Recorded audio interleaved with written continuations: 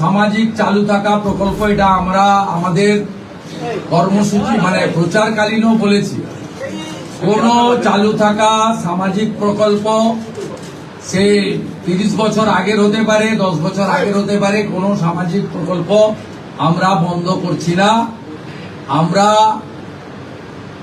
Paperless অফিসও করব, আমরা সমস্ত পোর্টালগুলোকে আপডেটও করব এবং সমস্ত বেনিফিশিয়ারি ডিবিটির মাধ্যমে, যেটা নরেন্দ্র মোদীজির নেতৃত্বে দেশের সরকার করেছে, ডাইরেক্ট বেনিফিট ট্রান্সফারের মাধ্যমে হবে এবং সবটাই স্বচ্ছতার সঙ্গে হবে।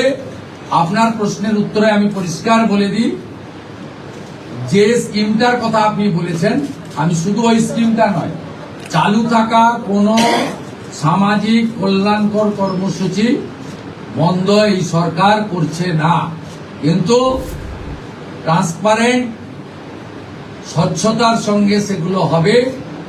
কোন মৃত ব্যক্তি তিনি কোন সামাজিক প্রকল্পের সুযোগ পেতে পারেন না, আপনিও বলবেন না পাওয়া উচিত।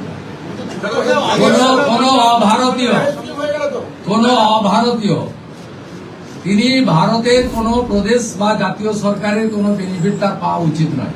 তাতে আমার প্রশ্নে, আপনার প্রশ্নের মধ্যে আমার সব উত্তর আছে।